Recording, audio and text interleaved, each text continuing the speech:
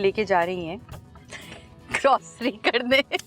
ये मुझे जरूरत है घर की चीजें। मैंने आपने कहा क्या करती हूँ दिन में, मैं इस तरह की हरकतें करती हूँ।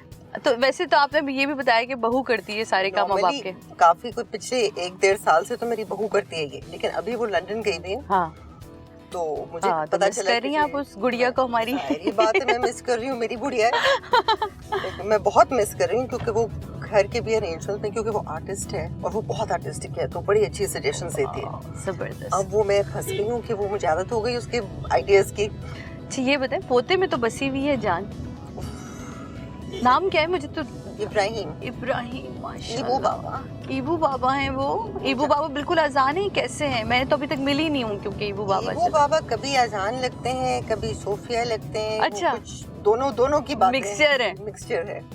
अच्छा सेंसर बोर्ड, अब आप मेंबर है सेंसर बोर्ड। तो मुझे ये बताएं सेंसर बोर्ड का असल काम क्या होता है? मतलब वो क्या देख रहा होता है फिल्मों में? ऐसे कौन सी चीज काटी पीटी करते हैं आप लोग? नहीं देखिए, काटी पीटी करने का हमारा वो इरादा नहीं होता है, ना ही कोई ऐसा एजेंडा होता है काटी पीटी करने वाला। सेंसर बोर्ड में ये होता है कि हमने देखना होता है कि वो फिल्म में कोई एंटी पाकिस्तान चीज तो नहीं है, एंटी स्टेट एंटी नेशन चीज तो नहीं है। सही, वो चीजें देखी जाती हैं, या कोई ऐसी चीज जो वाकई लोगों के जहनों पे कोई बहुत बुरा असर डाले। सही। अच्छा जब ग्रॉसरी करने आती हैं तो लोग आ जाते होंगे मिलने मिलाने, कैसा लगता है? अच्छा लगता है ना? इतना कोई कुछ नहीं बोलता क्योंकि मैं कोशिश करती हूँ कि मैं नजर ना आऊँ। मुंह छुपा कर आती हैं हमसे? नहीं, मुंह नहीं छुपाती हूँ, बस मैं अपने आप में गायब हो जाती हूँ। काफी अरसे से आप डायबिटीज से फाइट कर रही हैं। 25 साल। 25 साल पैदा होते ही करवा ली थी? ये बताइए क्योंकि इतनी यंग एज में होना, मतलब जब काम शुरू किया था तब हो गया था। पता चला तब डिप्रेशन लिया आपने, ही आपने कहा नो तो मसला ही नहीं, कर लेंगे? नहीं, शॉक लिया, डिप्रेशन लिया, लेकिन फिर जरा सोचा समझा और अब तो है, अब तो शुगर है क्योंकि उससे बहुत बुरी बीमारियां होती है। बिल्कुल, डायबिटीज तो जरा नखरे वाली बीमारी है। तो कंट्रोल रखती है या कभी कभी बदपरहेजी चलती है? बदपरहेजी तो होती है, लेकिन वक्त के साथ साथ टेस्ट चेंज हो जाते हैं। तो मुझे ये बताइए कि घर में खाना वाना बनाती हैं कभी? अभी दिन आज भी अजान करते हैं, अब अपनी बेगम से फरमाइशें करते हैं? अम्मा से फरमाइशें नहीं होती? नहीं, वो उसकी बेगम और चीजें बनाती है, मैं और चीजें बनाती हूँ। अच्छा जी, करेले खाती हैं? करेले खाती हूँ और करेले मुझे पसंद है अगर अच्छे बने हुए हों। बहुत ज़्यादा तेल मुझे शुरू से नहीं पसंद। हाँ वो तो मुझे पता है, लेकिन मुझे देसी खाने पसंद है। अच्छा कोयटा में जैसे रहते हैं, कोयटा में तो बहुत कम मिर्ची वगैरह भी खाई जाती है ना, तो आपका वही वाला टेस्ट अब तक चल रहा है या अब यहाँ के मिर्ची वाला? नहीं, मैं मिर्ची शुरू से खाती हूँ। अच्छा। मेरी दादा भी खाती थी, लेकिन कुछ चीज़ें फीकी भी अच्छी लगती है, लेकिन देसी खाना मैं फीका नहीं खा सकती। अच्छा हाँ ये तो है, देसी खाना तो पीकर नहीं। कोयटा में तो वो होता है ना, खाने ही बहुत कम हरी मिर्च या गोल मिर्च वाले बनते हैं। काली मिर्च नमक के साथ, खास तौर पे वो बड़े मशहूर वहाँ के जो रोश है जिस तरह, और इस तरह के ये खाने तो होते ही बगैर मिर्च वाले हैं, लेकिन उनमें अपना बहुत जायका होता है। ठीक है, तो मुश्किल खाने नहीं खाने, आसान खाने और इस तरह की ग्रॉसरी कर दी जनाब। ये सब भी चलता रहेगा, लेकिन देखते हैं ये ग्रॉसरी ख़त्म होके हम कहाँ जाते हैं। तो रहिए हमारे साथ और चलते हम, आइए।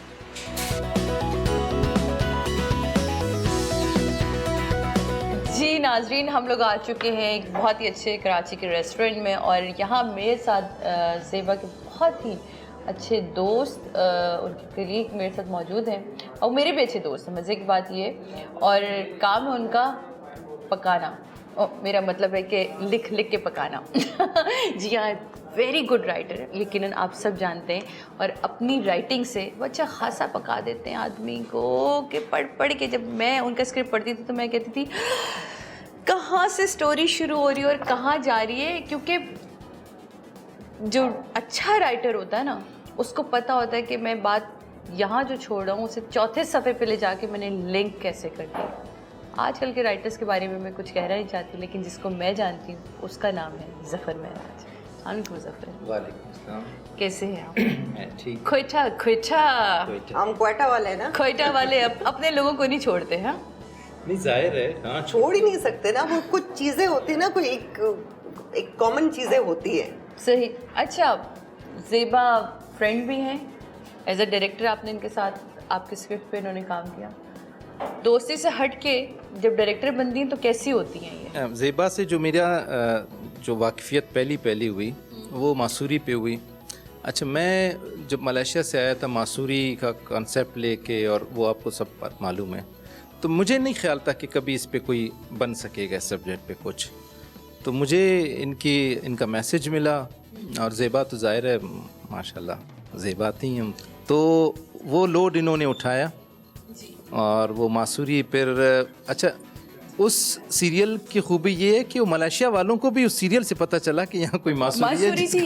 हम वहाँ कितने हम परेशान हुए थे जब लोगों ने, मैं तो वो जो राउंड था मुझे नहीं पता था ये कब्र है। इन्होंने बताया ये कब्र, इसको महसूस करो। मैं कैसे, मैं क्या महसूस करूँ? तब आप डरी थी?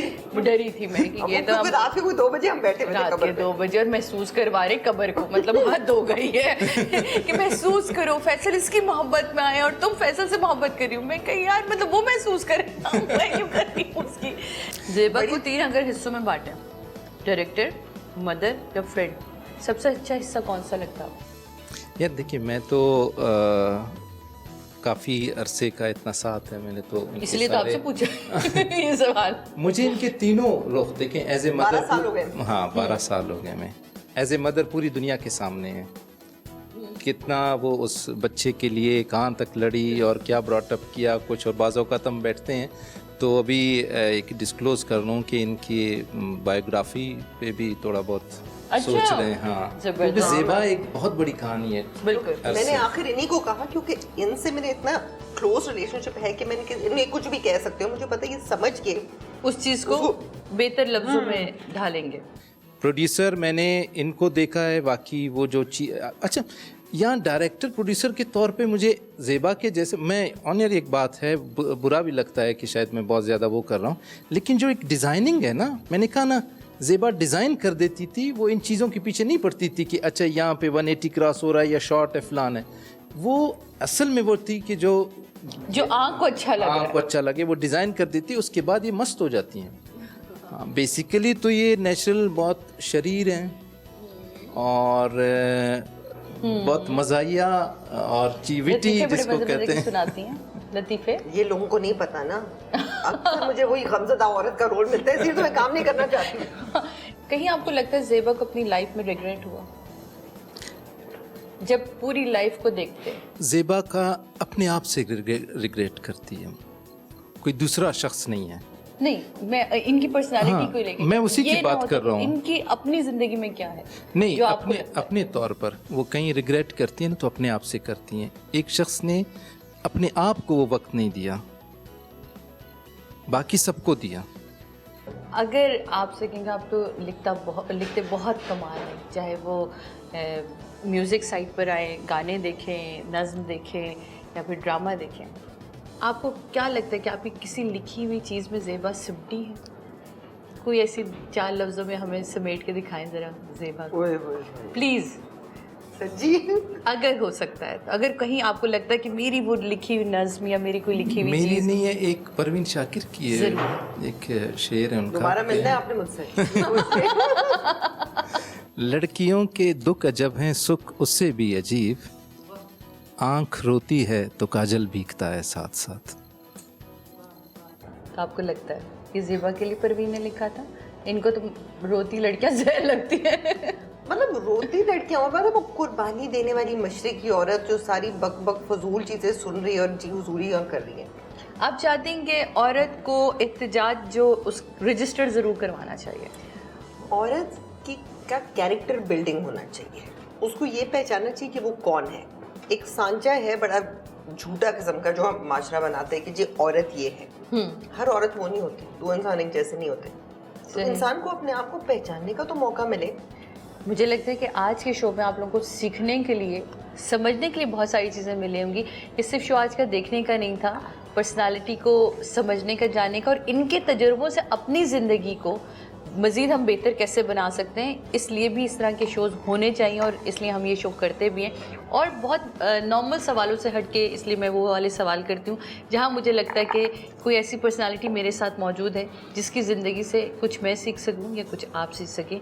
यहाँ मैं थैंक यू कहूँगी, थैंक यू सो मच आप दोनों का और आपका ख़ास तौर पे कि हमने पूरा दिन आपको पकाया है।